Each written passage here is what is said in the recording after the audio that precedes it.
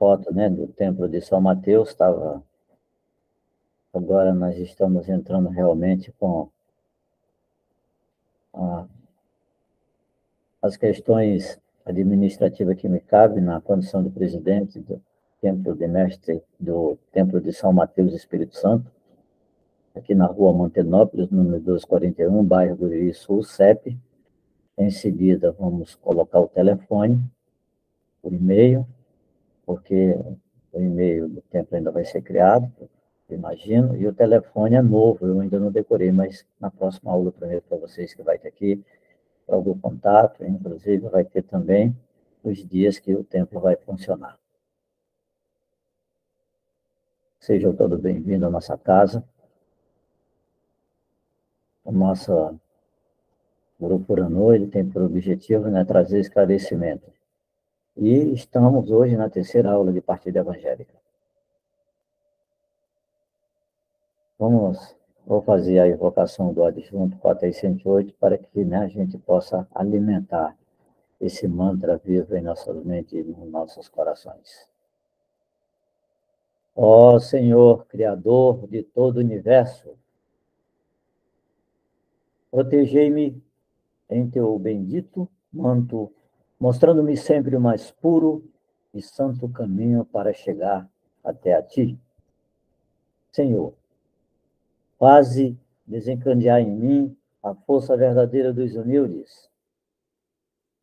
Faze-me forte junto aos fracos, tolerante e afável junto aos aflitos e incompreendidos. Renúncia, verdade e amor, e que a minha boca e os meus ouvidos sejam emanados e iluminados da tua graça e da tua luz. O Senhor tem o seu templo em meu íntimo. Nenhum poder é demasiado ao poder dinâmico do meu espírito. O amor e a chama branca da vida reside em mim. Geneva, 5/5/1978. Partida Evangélica, a terceira aula, foi ministrada no dia 1º de março de 1985 pelo Trinton Shi, onde ele faz a leitura da carta paralelo aos princípios, ou seja, às premissas evangélicas. Carta aberta número 2, salve Deus, meu filho Jaguar. Na doutrina espírita, a fé representa o dever de raciocinar, com a responsabilidade de viver. Porém, com o amor no equilíbrio do nosso sol interior. Sim, meu filho. O sol é a nossa vida por Deus construída. O sol interior é formado pelos nossos 3 plexos no reino coronário.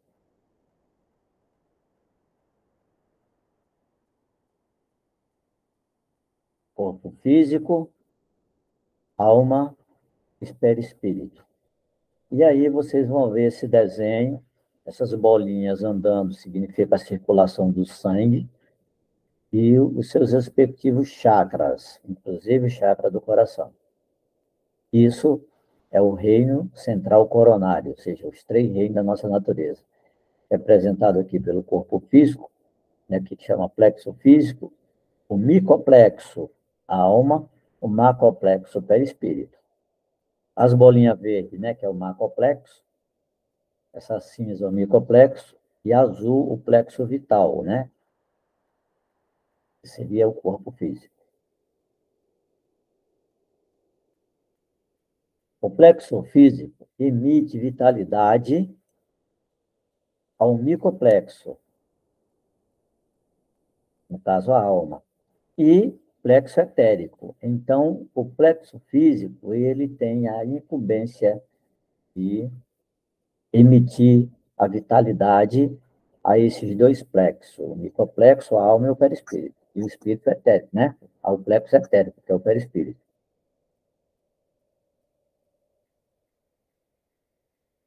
Como, continuando a carta número 2, como somos corpos físicos, devemos sempre aprender os sentidos da carne, do reino físico. Como somos corpo físico, devemos sempre compreender os instintos da carne do reino físico. Mestre Wilson, com licença, como é que faz essa leitura de compreensão? Bem, é preciso ter muita reflexão. Quando se fala dessa compreensão de entender o instinto da carne, é preciso prestar muita atenção. É uma viagem interna que a gente faz constantemente sem perceber. Por causa desse acontecimento, é de se imaginar que a gente faz isso aleatório, mas não é aleatório. É uma manifestação biológica natural, da própria natureza, né, do corpo físico, em sua manifestação, sua expansão, no seu ambiente. Agora, o espírito morando nesse corpo teria, né, vamos imaginar, teria que buscar uma compreensão, ou seja, uma forma de compreender esses instintos da carne.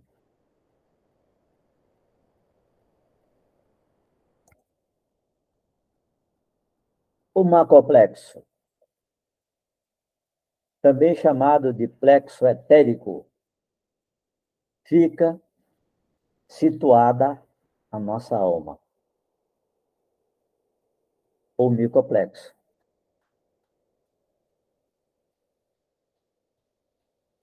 Nossa alma. Agora, olha só que interessante. Parece isso que está aqui, olha, veja bem, começa lá nessa frase. O macroplexo, o macro é grande, também chamado de plexo etérico. Ele é grande, porque ele é ovalado, entendeu? É como se fosse uma bolha gigante, por isso que ele se chama plexo etérico, só que fica, onde fica situada a nossa alma. E a nossa alma, dentro essa bolha, ela se torna pequena, por isso que ela é microplexa. Nossa alma, quando bem sintonizada, se desprende do corpo e parte em busca da satisfação de nossos desejos.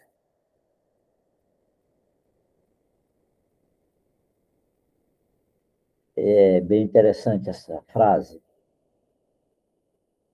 E também, se não olharmos com um olhar diferente, ela dá um nó na nossa cabeça.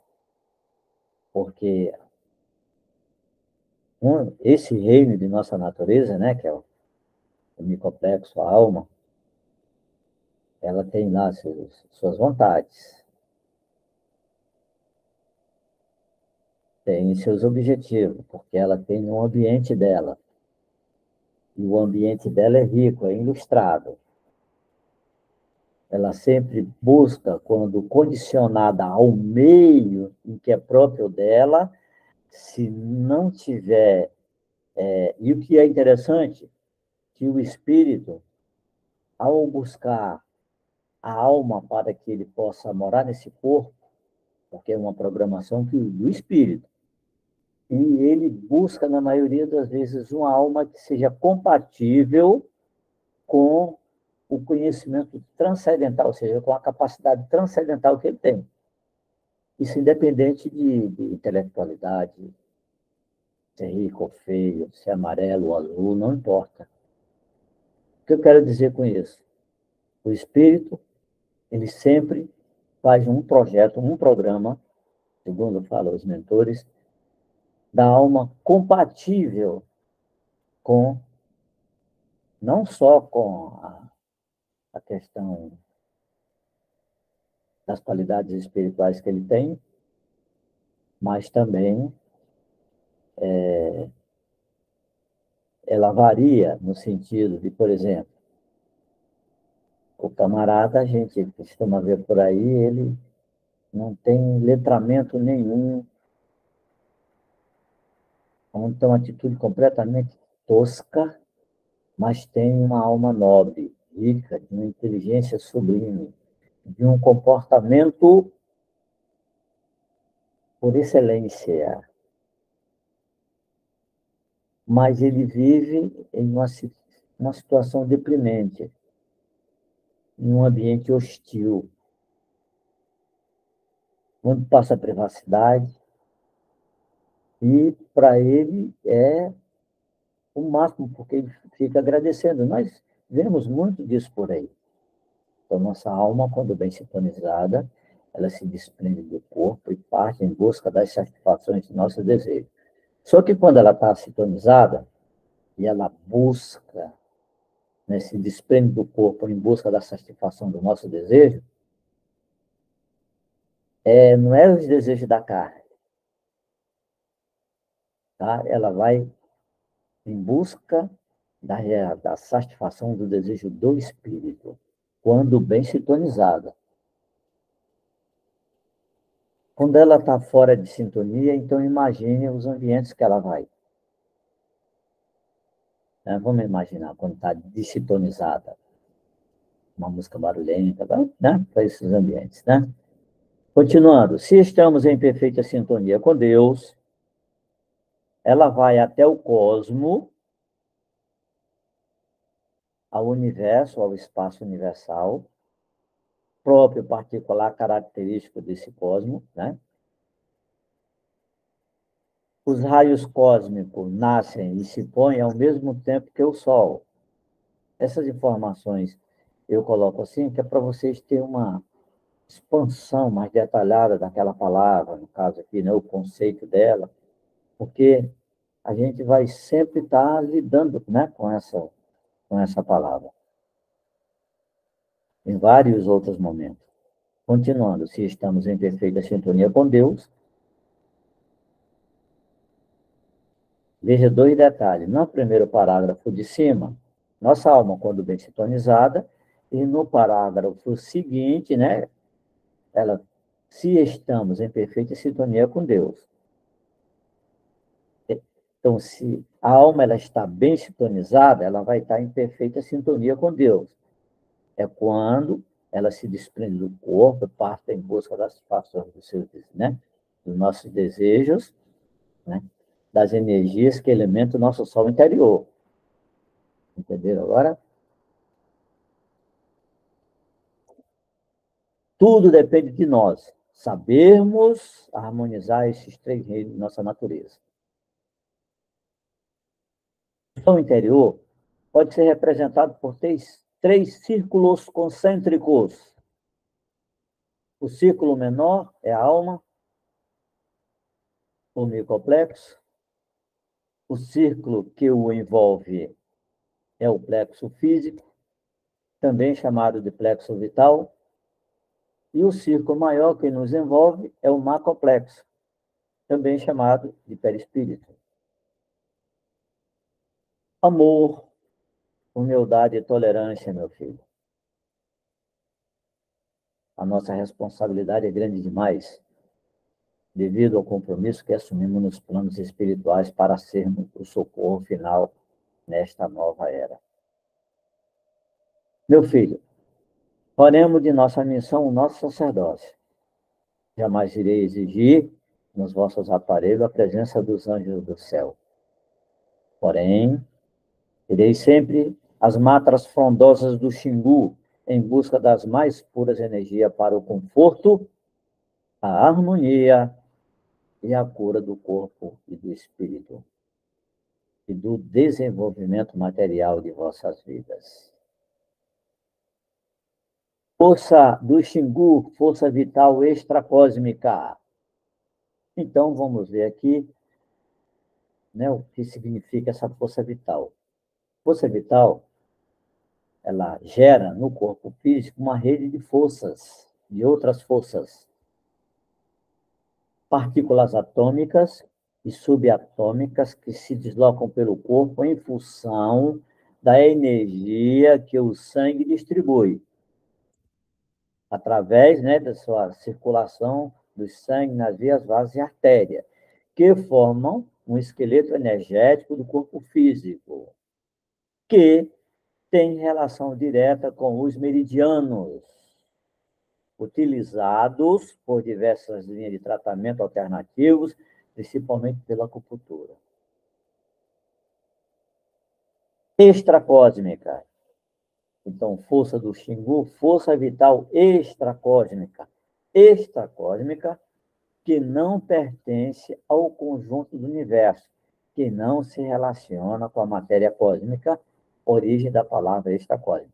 Então, essa força vital do Xingu, extracósmica, mais aprofundado em outros momentos, vocês vão ver que a gente vai falar disso de novo, é porque essa energia vem através do prana. E dentro do próprio processo de absorção que as plantas têm através da clorofila, ela, tanto quanto nós absorvemos esse prana, as plantas também, através do prana, absorvem essa energia extracósmica. A força do Xingu, que é a força vital, ok? Ela não vem dentro dessa característica, ela é própria da planta, porque aí faz essa mutação de energia e espelhe essa força vital, que é a força do Xingu, aonde nós encontramos a saúde, a realização, a limpeza da nossa vida material. Continuando. A lei física que nos conduz à razão é a mesma que nos conduz a Deus. Em nossa posição, nós não somos políticos.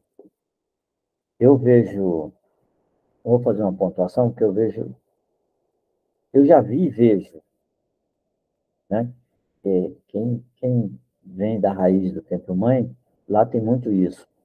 Médios que, por uma razão qualquer, porque essa frase está escrita lá na Estrela Cadente, a lei física que eu chamo razão é a mesma que conduz a Deus, mas alguns médios do Vale do Amanhecer usam essa palavra até com o sentido de contra os seus irmãos. Ele está aborrecido por causa de um negócio mal feito, de irmão de doutrina com irmão de doutrina. Lá no tempo também a gente vê muito isso. E nas discussões costumam dizer, principalmente aqueles médicos que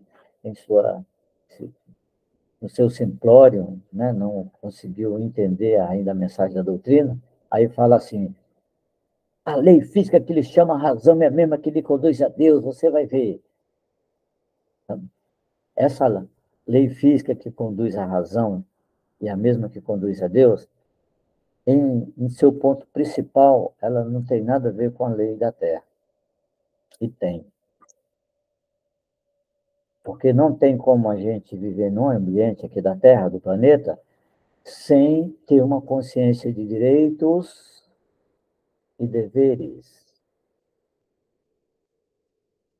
Quero falar para vocês, eu também vou trazer mais adiante outro trabalho, que a gente vai entrar mais adiante, que a gente vai falar disso, como é que a espiritualidade explica para a Tia Neva como é a lei no umbral de capela, né, os departamentos do umbral de capela. Existe lá ambientes que, por exemplo, uma pessoa que ela é magoada, e a lei da terra ela só vai até um limite.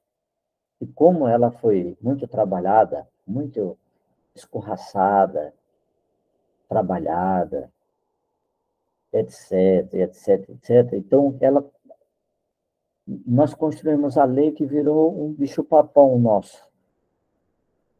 Ela muito mais nos prejudica do que nos ajuda. Porque ela não vai nos pontos sensíveis daqueles que são afetados em sua sensibilidade. Não por coisas pequenas, mas por coisas que o espírito tem pleno entendimento e lógica que seria o mínimo de respeito. E, às vezes, ele é ultrajado em suas questões íntimas, morais, etc. Então, existe ambiente nos planos do céu, em que a lei lá desse plano existe justamente para corrigir esses mínimos detalhes de ofensa, de mágoa. Por isso que tem uma premissa que nós também falamos muito: Deus vai lhe castigar. Nesse sentido, não é que Deus castiga, mas Deus tem um ambiente preparado, onde quem se sentiu ultrajado vai para esse ambiente, para que ele possa queimar essa mágoa do coração dele. E lá ele vai encontrar aquele que criou essa mágoa nele. E aquele que criou a mágoa vai ter a oportunidade de poder sentar, conversar. Aí é conversa mano a mano. Ei, meu irmão, como é que vamos entrar no acordo? Não, né? Então, existe conversa por diálogo, por lavar roupa suja, deixa para lá, eu não sabia, eu não tinha noção, não tinha consciência, e até que chega num acordo, até que tira esse peso, às vezes, de consciência. Então, existe ambiente que corrige esses ditames da lei que a lei física não tem acesso. Salve Deus.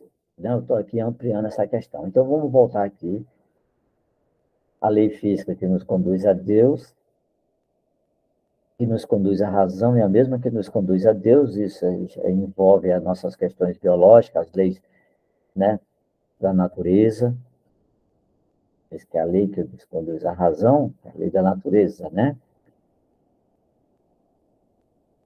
Em nossa posição, nós não somos políticos, porém, temos como nossas obrigações obedecer às leis. E aí, quando a tia Neiva traz isso, ela traz, e logo em seguida, e deixa claro, para quem estuda a doutrina, deixa claro, porque quem é que faz as leis? Aonde é feita as leis? Dentro das nações, né? Nos seus representantes, que são os políticos. Tá? Então, essa parte de cima é a lei da natureza, que envolve, né, mineral, vegetal e animal, o animal, cada um dentro das suas características, mas quando se fala de plano físico, em sua organização social, né, enquanto a lei física que nos conduz à razão mais dentro do seu aspecto biológico, a lei, dentro desse entendimento, também na posição, na questão dos políticos, que são os representantes que constroem as leis, ainda ela fala, porém, temos como nossa obrigação obedecer às leis.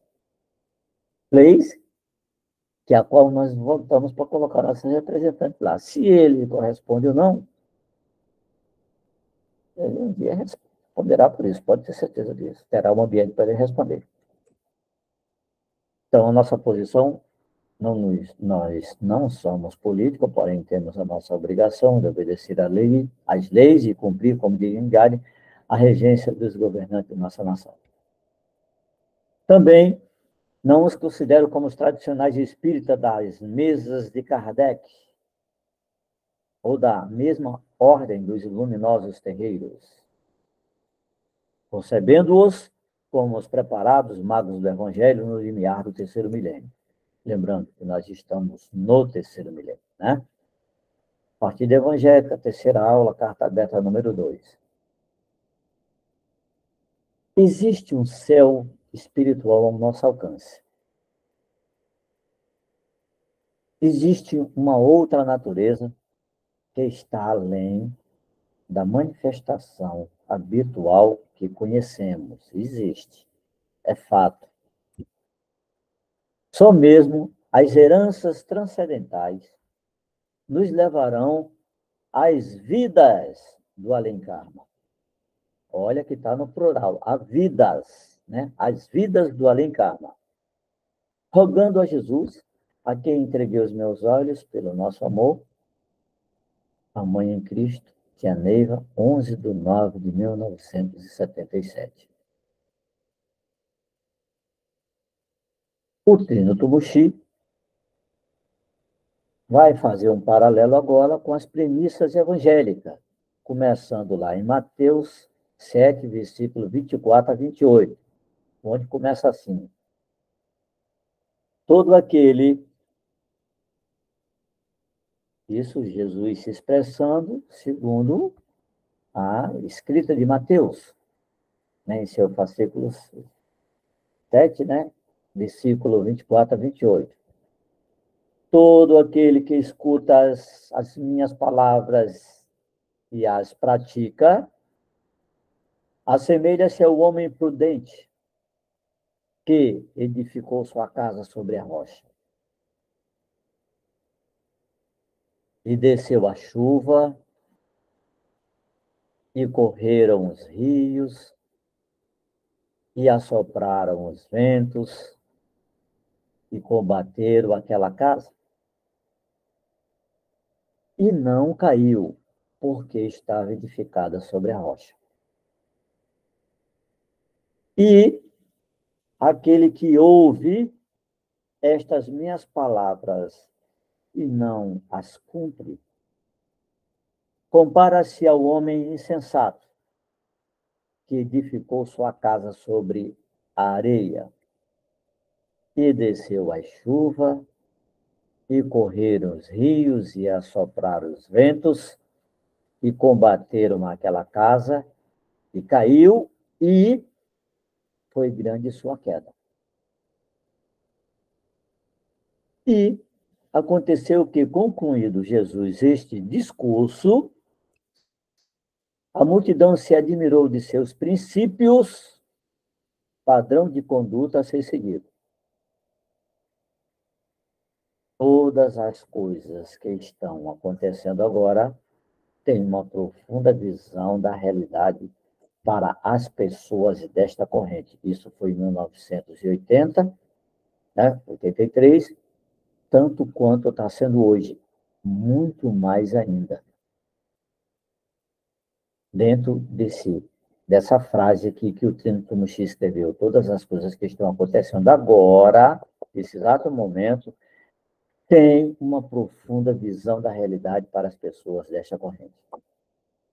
As pessoas que não se preocupam com as coisas transcendentais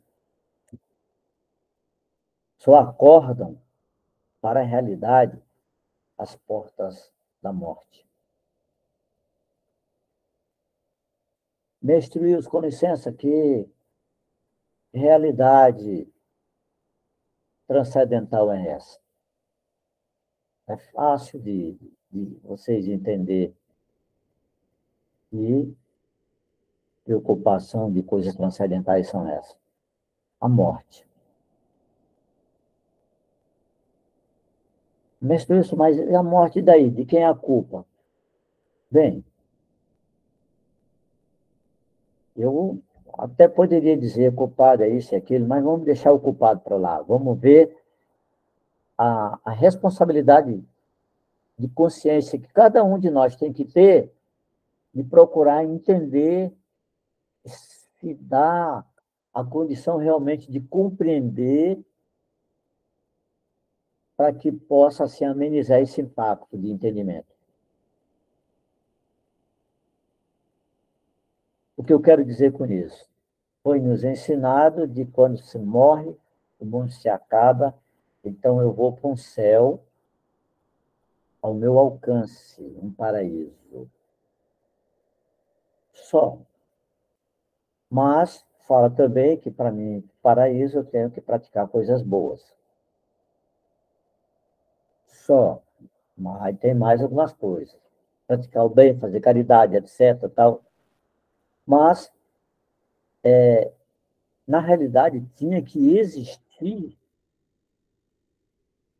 um meio para que essa pessoa praticasse realmente, além da prática, da oportunidade que ele tem na vida de aprender. Só que essa ciência, com relação aos fatos da vida, começando dentro da célula familiar, o trabalho, os amigos dentro da sociedade, dentro do ônibus, os encontros nas ruas, isso não é bem trabalhado, não é bem explicado. Dentro daqueles princípios críticos de tolerância de compreensão, humildade de tratamento, para que leve a condição ao entendimento do amor incondicional, Amai-vos uns aos outros como meus amigos. Então, as pessoas não se preocupam com as coisas. Só quando está à beira da morte é que dá um salto. Fala, Deus do céu, me acuda, eu vou morrer. É isso? Nós, nesta missão, estamos trazendo este evangelho vivo, chamado iniciático, que corresponde a uma realidade vibrante física, em todos os planos da natureza. Aí, como isso acontece? Nós, quando se fala nós, estamos falando de nós do Vale do Meixê, através do nosso trabalho, através da nossa doutrina, através do nosso misticismo, do nosso místico, do nosso respeito ao simbolismo e do aprimoramento que a gente vai tendo dentro da linha de comportamento, né, onde a gente é submetido à questão da conduta doutrinária que é tanto cobrado da gente.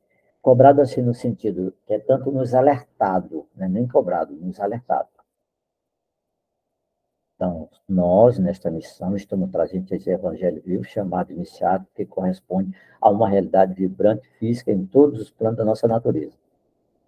Uma grande parte desta humanidade, por razões transcendentais, está alienada. Não tem interesse ou a capacidade de compreender a realidade que o cerca.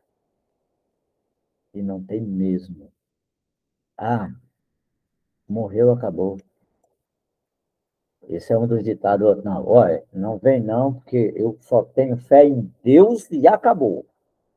Não vem com sua ladainha, porque a minha fé é intocável. Eu sou porreta, eu acredito em Deus e pronto. Dá um passo para o outro lado, cai na eternidade do Espírito, está no sal.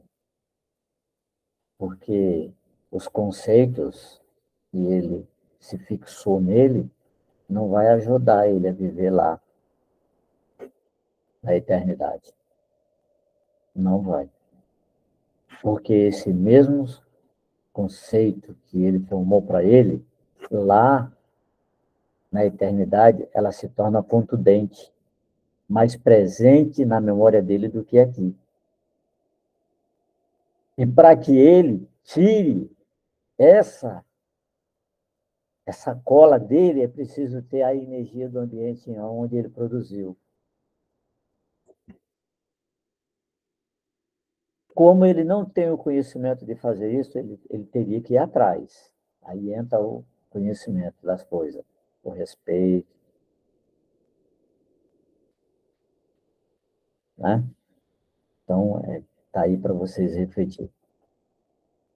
Então, uma grande parte desta humanidade, por razões transcendentais, está alienada, vivendo apenas no plano físico da Terra. Nós temos a missão de levar a palavra a estas pessoas. E é por isso que Jesus disse: e aquele que ouve estas minhas palavras e não as cumpre, compara-se ao homem sensato que edificou sua casa sobre areia. É disso que a premissa evangélica fala lá atrás, no começo, ok? Justamente a esse alienamento. Então, as pessoas não acreditam, né, por razões transcendentais. Não quero nem entrar no mérito, mas, mestre Wilson, salve Deus, que razões transcendentais são essas? Se nós for cavucar aí, vai dar uma outra partida evangélica, porque ela é milenar.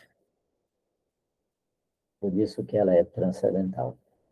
E provavelmente seja cavado, isso tenha sido feito até fora da Terra e trazido para cá. Vamos lá. Nossa casa deverá ser edificada sobre a rocha. Isso significa o cuidado que devemos ter com nossos karmas e o conhecimento que devemos ter da visão de nossa vida. Olha que interessante. Nossa casa deverá ser edificada sobre a rocha. Salve Deus, mestre Deus, que rocha é essa? Isso significa que o cuidado que nós devemos ter é com nossos karmas. Depois, se é um karma na minha vida, tá bom, é um karma na sua vida, mas qual o conhecimento que você tem que ter para compreender esse karma? Esse conhecimento que você teria que buscar ter chama-se edificar sobre a rocha e ter uma visão de nossa vida. Esse conhecimento não é privilégio de algumas pessoas que têm a capacidade de absorvê-los. A mensagem da vida é comunicada a todos, proporcionalmente, para que possamos determinar o que é bom e o que é mal, de acordo com a vida de quem cada um está levando. Da resultante do bem e do mal, desse entendimento, da resultante desse entendimento do bem e do mal, porque nós temos. Isso está na nossa natureza. É tanto que se você for fazer uma coisa errada, a sua natureza vai falar, mestre Wilson, não faz isso, que isso vai dar BO. Vai, então, todos nós sabemos. Tá? A luzinha acende lá. Está vermelha, não está verde, não passa o sinal. Tu vai avançar, tu vai se dar mal. Não faça. Aí a gente vai por capricho, por vontade, faz. Ele está pagando para ver, né? Então, é a resultante do bem e do mal é que vamos determinar o nosso comportamento. Nós nos colocamos em sintonia com Deus na proporção em que nós nos sentimos grandes ou pequenos.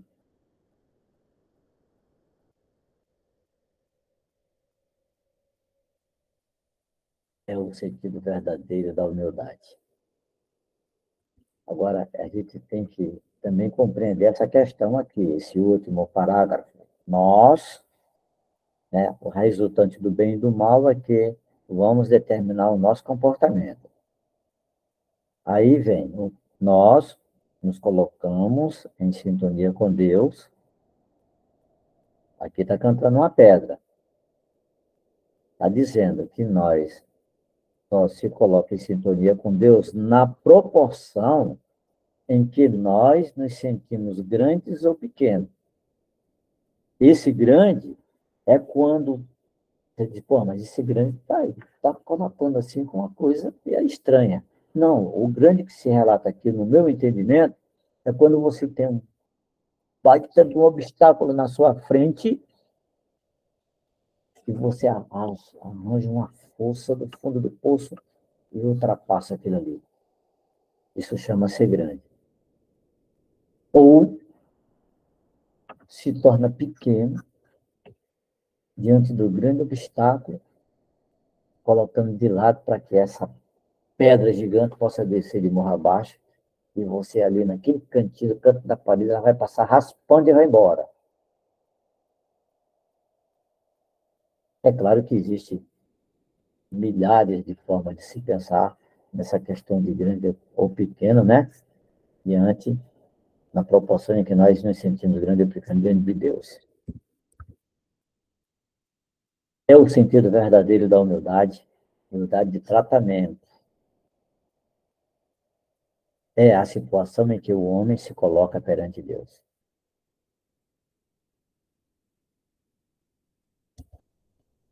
Estando vivendo na Terra.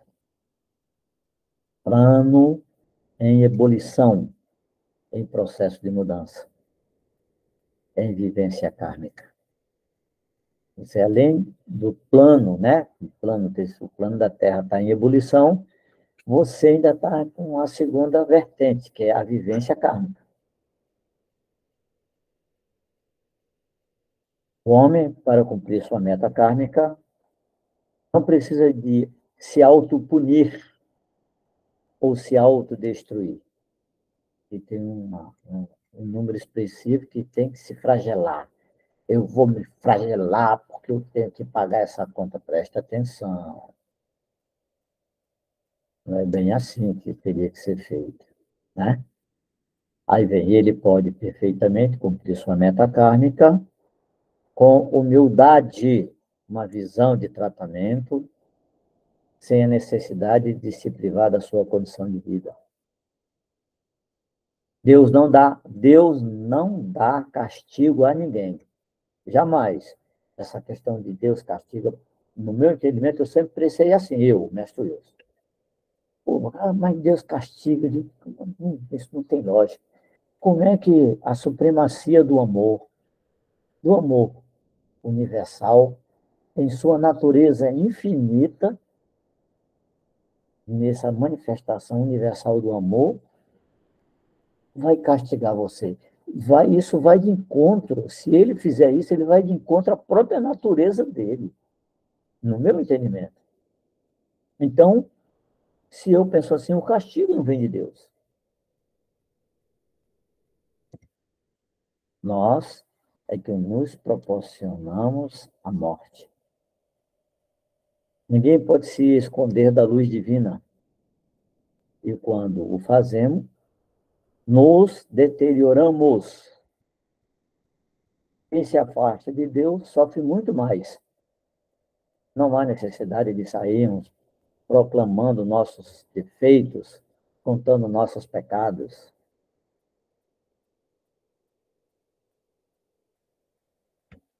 Mas é preciso que não nos afastemos de Deus. Quanto mais, olha, esse parágrafo aqui de cima dá uma outra partida evangélica. Tá? Se nós fôssemos aqui desmiuçar isso. Não há necessidade de sairmos proclamando nossos defeitos, contando nossos pecados, mas é preciso que não nos afastemos de Deus. Quanto mais estivermos amargurados, mais estamos precisando de Deus. Para que possamos aproveitar estes conhecimentos que nos são proporcionados, devemos viver bem esta doutrina, princípio, padrão de conduta a serem seguidos. E quando se fala devemos viver bem estes princípios de padrão de conduta a serem seguidos, para vivermos bem a nossa vida, obviamente, esses princípios de padrão de conduta, no nosso caso, vem do Cristo, do sistema crístico. Mateus 8, versículo 18 a 22, e Jesus, vendo em torno de si uma grande multidão, ordenou que passasse para a outra margem do lago. E, aproximando-se dele um escriba, disse-lhe, escriba. Os escribas eram os profissionais que tinham a função de escrever textos, registrar dados numéricos, redigir leis, copiar e arquivar informações, naquela época. E tem escriba, tem gente, tem seres humanos que agem como escriba até hoje dentro do que eles foram no passado.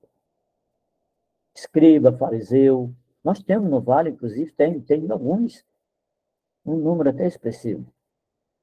Aí, e Jesus, vendo em torno de si uma grande multidão, ordenou que passasse para outra margem do lago e, aproximando-se de si, um escriba disse-lhe, mestre, onde quer que fores, eu te seguirei. E disse Jesus, as raposas têm covis e as aves do céu têm ninhos, mas o Filho do Homem não tem onde descansar a cabeça. E outros de seus discípulos lhe disse, Senhor, permite-me que primeiramente vá sepultar meu pai. Jesus, porém, disse-lhe, segue-me e deixa os mortos sepultar os seus mortos. Nesta segunda parte, Jesus disse, segue-me e deixa os mortos sepultar os seus mortos. Aí o Trino Tumuxi, ele vai dar uma explicação desse paralelo que ele faz entre o que está escrito lá na carta porque está escrito dentro dessa premissa, né, do Evangelho de Mateus 8, 18 a 22, quando se fala, né, na segunda parte, segue-me, deixa os mortos sepultar o seu morto. Aí o Tumuxi vai, ó. Significa que muitas pessoas que habitam no planeta já não têm mais a possibilidade de ouvir uma doutrina, princípio de padrão de conduta a ser seguido. Menino e como tem demais da conta. E a gente vê isso nitidamente dentro do meio que a gente vive, dentro da nossa família, na sociedade. Isso é fato, isso é real. Olha só. Então, Jesus estava se referindo a isso. Ó. Significa que muitas pessoas que habitam o planeta já não têm mais a possibilidade de ouvir uma doutrina, né? Ao ouvir essa doutrina, eles não conseguem, não aceitam, porque eles não permitem, entendeu? A abrir a mente e o coração para padrão de conduta a serem seguidos. Uma palestra como esta, e se não se sintonizar com as coisas que são ditas, sensibilizar-se, as pessoas estão sepultadas para a sensibilização da luz divina. Vou repetir de novo o parágrafo de cima, em seguida, essa frase de baixo. Estamos falando aqui, né, sobre a questão de discípulos. Deixa eu sepultar, né, os meus, para que eu possa seguir. O Senhor está falando sobre isso, então significa muitas pessoas que habitam o planeta já não têm mais, muitos espíritos que habitam o planeta já não têm mais a possibilidade de ouvir uma doutrina, né, que são princípios e padrões de conduta a serem seguidos dentro do padrão de conduta qual? Crítico, que é humildade, tolerância e amor, ok? Uma palestra como esta, ao se sintonizar com as coisas que são ditas, sensibiliza-se. Essas pessoas estão, aí vem, essas pessoas estão separadas para a sensibilização da luz divina e prefere ir se enterrando e enterrando os outros que estão fazendo companhia a elas. E tem demais. Principalmente no nosso meio. Para eles, nada resta, nada tem a razão de ser. É aquele mestre que abandona a corrente para resolver seus problemas particulares e etc. A voz divina, o despertador divino, vem instantâneo. E, às vezes, em uma oportunidade única que nos é dada e, através de uma decisão simples, nós encaminhamos toda a nossa vida. Mas nem para isso nós estamos abertos, nos tornando receptíveis, né? É uma encarnação aproveitada. Então, a voz divina, o despertar divino vem instantâneo e, às vezes, em uma oportunidade única que nos é dado, através de uma decisão simples, nós encaminhamos toda a nossa vida em uma encarnação aproveitada.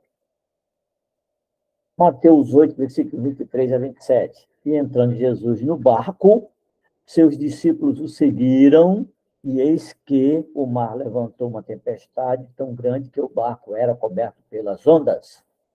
Jesus, porém, estando dormindo, e os seus discípulos, aproximando-se, o despertaram, dizendo: Senhor, salva-nos, que morreremos. E ele disse-lhes: Por que temeis, homens de pouca fé? Então, levantando-se, repreendeu os ventos e o mar, e seguiu-se uma grande bonança. E aqueles homens maravilharam-se, dizendo: Que homem é este que até os ventos e o mar lhe obedecem? O Tumuxi vai fazer um outro paralelo interessante nessa premissa com o que foi dito com o Evangelho. Nesta terceira parte, quando Jesus embarcou em companhia de seus discípulos e começou uma tempestade, eles se assustaram quando Jesus dormia. O barco é a nossa própria vida. E a tempestade é o conjunto de acontecimentos de nossa vida. as nossas besteiras que a gente faz, as nossas atitudes impensadas, nossas rompantes. Então, o barco é a nossa própria vida. E a tempestade é a resultante do conjunto de acontecimentos de nossas vidas. Só uma pessoa poderá resolver nossos problemas, que é a figura de Jesus, porque foi ele quem preparou todo esse sistema, todo esse conjunto integrado de componentes. Neste caso, quando se fala do sistema crítico, qual é o conjunto integrado de componentes? Os oráculos do Lurum, de Obatalá e de Semiromba. E depois o oráculo do Jaguar, no caso, né? O Pater 108 e tal, entendeu? Então, ele preparou esse sistema integrado, que é o conjunto integrado de componentes, regularmente interrelacionados, porque os oráculos eles são interligados, mas também são interdependentes, criados para realizar um objetivo definido, foram criados para, né, um objetivo definido, ajuda a humanidade, com relações definidas e mantidas entre seus componentes. Cada qual vai atuar na sua área específica, mas fazendo um compartilhamento de informações e de equações de força, né? Aumentando as suas forças para um objetivo comum, cuja produção e operação como um todo é melhor que a simples soma de seus componentes. Então, tudo isso que o oráculo faz, os oráculos fazem no sistema, esse conjunto integrado, ainda é muito maior, né? Como um todo é melhor que a simples soma de seus componentes. Na última aula, falamos sobre o nêutron, e dissemos que é uma nuvem que nos cerca e forma uma sintonia com o nosso plexo. Dele recebemos energia. O nêutron fica energizado a ponto de formar um verdadeiro redemoinho em torno de nós. O nêutron, de acordo com a nossa vivência e nossos pensamentos, estabelece um grau de vibracidade. Quando as pessoas não têm uma conduta, que é um princípio de padrão de conduta, né? Uma doutrina, esse princípio de padrão de conduta, ele nos remete à conduta doutrinária, que, por consequência, nos remete ao padrão vibratório e à sua sentença. Então, veja, por isso que é iniciático. Um vai dando iniciativa ao outro.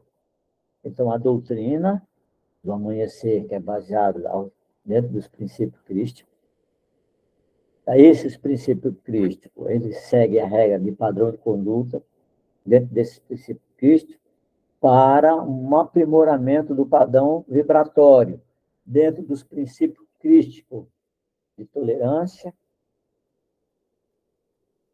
humildade e amor. Tolerância de compreensão, humildade de tratamento, que nos remete ao amor incondicional. Este grau de vibração é neutro.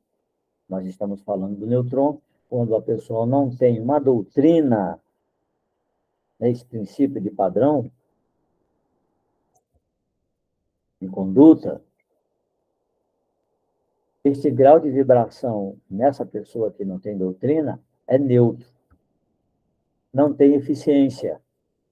Enquanto na pessoa que possui conduta doutrinária, esse nêutron é iluminado pelo éon crístico. Agora, essa questão de conduta doutrinária, ela é relativa a nós que somos do Vale, a uma pessoa de relativa como? Uma pessoa que nunca foi do Vale, que nunca ouviu falar sobre o Vale, ela tem conduta doutrinária. Então, ela é abrangida, né, por este nêutron que é iluminado pelo éon crístico, ou seja, pelo éon crístico. O que é um? É uma corrente magnética que ilumina todos os processos do sistema crístico, todas as emissões, sendo procedente de planos superiores com intensidade vibracional próxima da luz. Quem produziu essa corrente magnética, essa energia magnética, ela tinha que sair de um corpo físico. Adivinha quem fez? Jesus Cristo. Então, ele, em seu infinito amor, lógica, discernimento e sabedoria, quando ele esteve aqui, ele deixou a atmosfera desse universo aqui impregnada, tá, com essas partículas. Então, esse é um crístico que ilumina todos os processos do sistema crístico, todas as emissões, sendo procedente dos planos superiores com a intensidade vibracional próxima da luz. Nós estamos chegando a um ponto muito evoluído desta corrente. Foram 25 anos de trabalho partindo do zero. E já estamos entrando no quarto sétimo da corrente. Isso lá em 1983.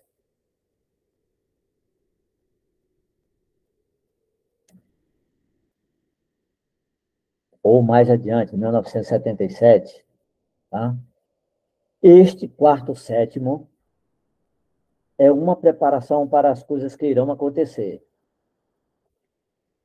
A Terra é um universo como nós. O somos individualmente. Nós somos as células que alimentam a Terra no plano espiritual. A Terra começou numa condensação, passando para um sistema pastoso. Essa questão aqui foi o Trento Tomoshi que escreveu. Se vocês procurar o livro Mensageiro da Luz, de Chico Xavier, que foi escrito aí em 1925, se eu não me engano, e lá Emmanuel, através de Chico Xavier, fala sobre essa questão da Terra. Ele está falando, né, que ele fala dos capelinos, tal, a vinda de Jesus ao planeta, que ele veio 2 vezes, tal. A primeira vez foi quando ele implantou o éon crístico, entendeu? Para que pudesse ampliar os seres pensantes, né, para tornar nós cada vez mais, entrar dentro de uma evolução progressiva, evolutiva. Mas voltando aqui, a Terra começou numa condensação pastosa para o sistema pastoso. Ela foi endurecendo até ficar sólida. Quando ela começou lá, ó, no quarto sétimo. Essa preparação foi quando a Terra começou a ficar pastosa, tá? Foi endurecendo gradualmente até ficar sólida. O fim deste endurecimento é chamado por nós de quinto ciclo. Então, quando vocês veem um médio falar do quinto ciclo iniciático, então, esses médios, nós que estamos do Vale, estamos falando que nós estivemos nesse período com Jesus Cristo aqui, quando o endurecimento da Terra foi feito. Ela começou pastosa, então, quando ela chegou ao ponto culminante de endurecimento, foi chamado, veja, foi o quarto do sétimo ciclo. Aí já vai para o quinto ciclo. Cada ciclo são de 2.000 anos, ok? Quando dizemos no quinto ciclo iniciático, queremos dizer no momento em que a Terra endureceu e nós estávamos lá. Foi neste ciclo que Jesus veio e pegou o processo da Terra. Antes, os homens eram meio deuses e meio bicho. Todo o sistema de Jesus, a contar destes 2.000 anos, passou a ser uma construção. Terminada a sua constituição, a Terra terminou a sua constituição, a Terra partiu para a sua espiritualização. A partir daí, os homens começaram a fazer a ligação entre o céu e a Terra pelo processo de transmutação. Como é que é isso, mestre Wilson? Mudança interna que experiencia uma pessoa quando se afasta de elementos nocivos, desde ações e pensamento, e se aproxima de Deus. É assim que ocorre o processo de transmutação. Ela não é uma transmutação que vem do céu, ela acontece dentro de cada um. E a estrela de Neru está trazendo toda uma civilização à tona. Espíritos que somos nós, e espíritos novos que ficaram para trás desencarnados, de outras encarnações. Com eles, como esses espíritos que ficaram para trás eram de uma civilização super avançada e moderna, e agora são novos aqui, vão trazer uma série de inovações que vão balançar um pouco aqueles que não construíram sua casa sobre a rocha.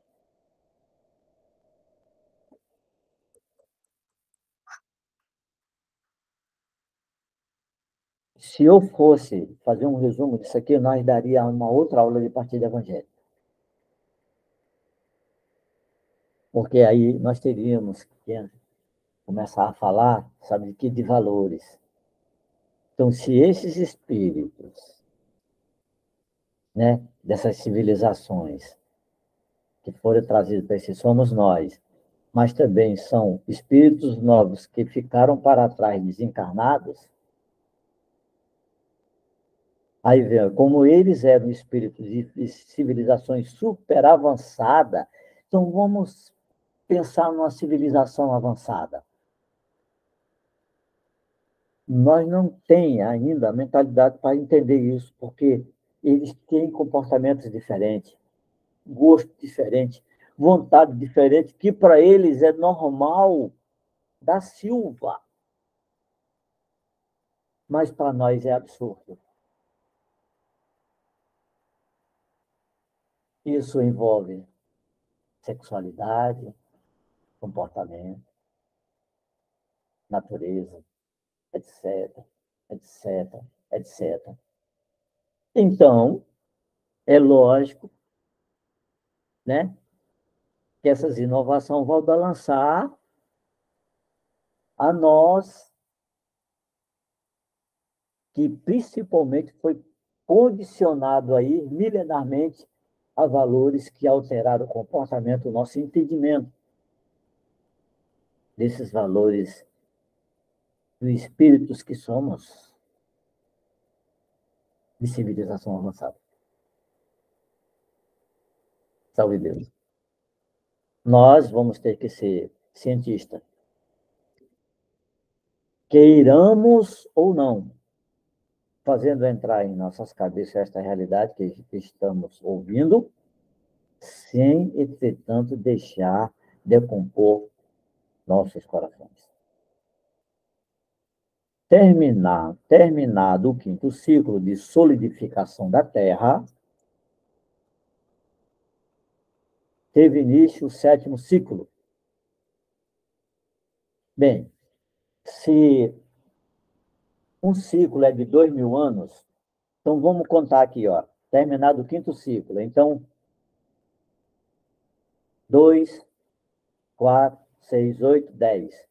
Se foram 5 ciclos, são 10.000 anos de solidificação da Terra, para que a Terra se solidificasse. Foi quando a Terra terminou de ficar sólida, foi no quinto ciclo. Então, foi há 10.000 anos atrás.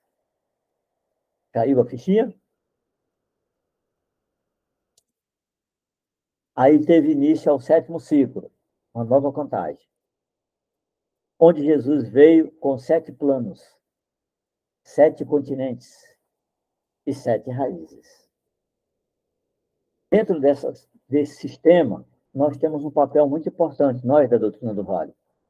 Vamos passar para o terceiro milênio, já dentro das bases do sétimo ciclo. Sétimo ciclo, então, 7 ciclos. Se 5 ciclos são 10.000 anos, então vamos contar quantos milênios são 7 ciclos. 2, 4, 6, 8, 10, 11, 12, são 14.000 anos.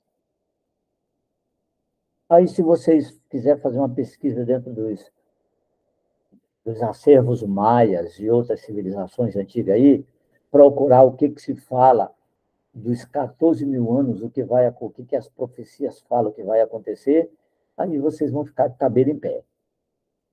Ok?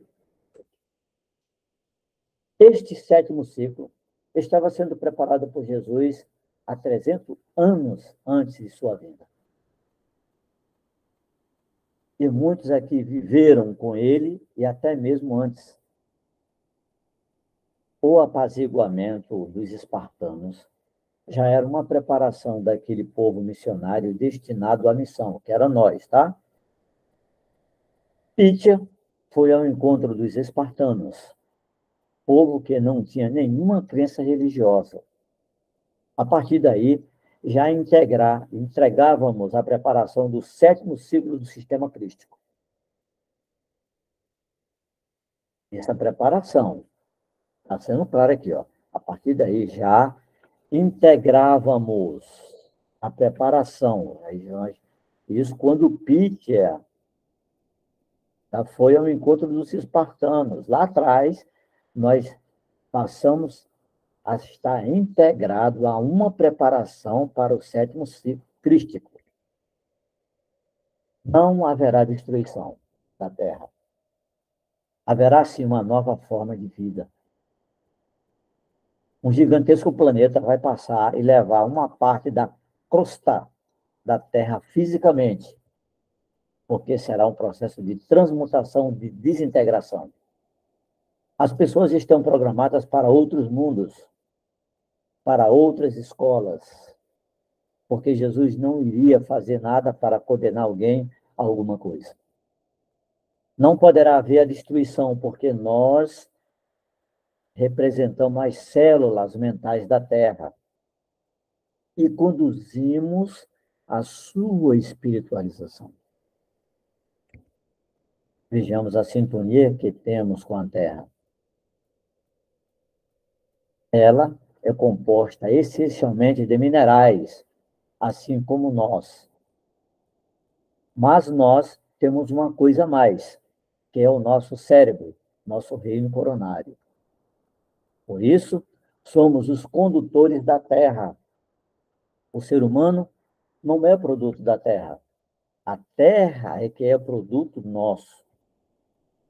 Nós já estamos vivendo inteiramente o quinto ciclo iniciático e passando para o sétimo ciclo com a entrada do terceiro milênio, que começou em 1900 e 1º de maio de 1984, começa o sétimo ciclo iniciático. Esperamos de um período de vivência crística. Esperança de um período de vivência crística. O Vale do Amanhecer representa uma instituição científica e espiritual, uma realidade. Nenhuma religião atual reuniria todos os seus adeptos para falar sobre o quinto ciclo iniciático. Entretanto, pessoas de rituais, porque nós estamos entrando nas situações em que passamos a representar a sintonia divina. A Terra irá entrar numa fase em que tudo será ritual. Como previram os profetas do passado para os louvores do trono de Deus. Não é um banco para você ver só, pegar seu dinheiro. Tem o quê? Uma fila. É ritual. Para você comer num restaurante muito movimentado, você entra na fila para pegar sua comida. É um ritual. Fila. Fila. Tudo que você vai fazer tem fila, mas sempre existiu. Sim, sempre existiu. Mas não da forma que nós estamos vivendo agora. Uma forma mais trabalhada, mais organizada. Assim, estamos agora vivendo com mais intensidade a espiritualização da Terra. Quando dizemos no terceiro sétimo, é porque estamos vivendo por antecipação. Olha que interessante. Nós, quando dizemos do meu terceiro sétimo, nós estamos vivendo por antecipação o terceiro degrau do sétimo ciclo iniciático. Então, nós já estamos vivendo 2, 4, os 6 mil anos do sétimo ciclo. Como é isso, mestre Wilson? A nossa memória, as nossas percepções, a nossa sensibilidade, o nosso sentido, ele já está sendo captando e refletindo há 6 mil anos dentro do terceiro milênio. A verdadeira humildade é a humildade com Deus. É preciso ter coragem para despertar Jesus no seu coração. Quando, na aula anterior, falamos do nêutron, falamos do Sol interior, do sistema planetário do homem. Somos pequenos mundos cheios de satélites em volta de nós. Falamos das estrelas com que estamos em contato e que tem seu ponto de apoio dentro de nós quando fazemos nossa emissão. O sistema planetário forma nosso Sol interior nos 3 reinos de nossa natureza. Nossa capacidade de sintonizar com nossa individualidade é que forma a célula do seu satélite. Sua família é o telhado de sua casa. Trate-a bem. Se o seu lar for apenas kármico, desenvolva ao máximo sua tolerância. Porque é por ela que você vai em frente e justifica a sua matrícula aqui na Terra. Estamos vivendo sempre a eternidade e tudo que fizemos temos muito pouca possibilidade de modificar. O que vamos fazer no futuro depende do que estamos fazendo agora. Então, a eternidade está sendo vivida nesse instante. Tudo o que quiserem, tudo o que desejarem alcançar, poderão pedir a Deus nesse instante. Vamos, pois, cuidar da nossa vida com esmero. Temos um sistema planetário, herança transcendental, verdadeiras coisas trazidas para nós, às quais nós teremos que corresponder. Vamos viver com intensidade, porque nós poderemos modificar tudo, todo o nosso destino, numa concentração dentro de um processo evangélico, como, por exemplo, uma contagem. Contagem é um poder cabalístico magnético.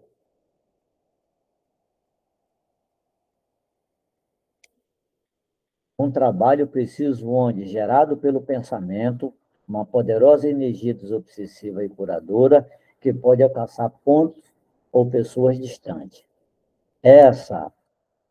Esse poder magnético é quando aquele doutrinador que vai fazer a contagem, ele estimula, vamos para tudo, e ele vai estimular os pensamentos a viajar.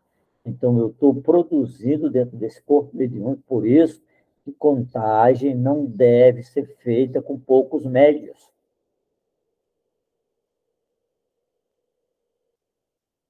Tem que ter um número expressivo de médios, porque é, é delicado essa situação.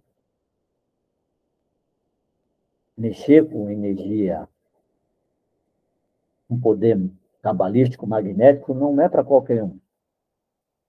Hoje, eu vejo, né, que isso está virando assim, a pessoa vai, mas tem que tomar cuidado, porque isso pode ter um efeito colateral contrário, porque é energia magnética. E quando se fala de poder magnético, eu vou juntar dentro de uma contagem, imagine, camarada, olha, o meu mestre, você vai ser o mestre que vai fazer a contagem de hoje. Mas esse mestre, ele precisava saber, ter um entendimento de que, pelo menos, o que é isso, com que ele vai lidar, o que ele vai saber. Por que você está falando assim? Porque não fala, e tem que falar. Então, esse poder magnético é um trabalho preciso, onde é gerado pelo pensamento. Então, se tem dentro de um tempo 50, 25 pessoas, 15, vamos se dizer, já dá para fazer uma contagem. De 7 para cima, a gente já pode fazer uma contagem. mais 5, 3. Tem que prestar atenção. 7, você tem que pensar realmente se dá, né? Entendeu? 7 seria 21, 3 vezes 7, 21. 21 médios dentro do tempo já daria para fazer, né? Essa é gerada pelo pensamento, uma poderosa energia dos obsessivos e curadora que pode alcançar pontos e pessoas distantes. Salve Deus. Bem, estamos aqui, né? Agora eu sou todo ouvido.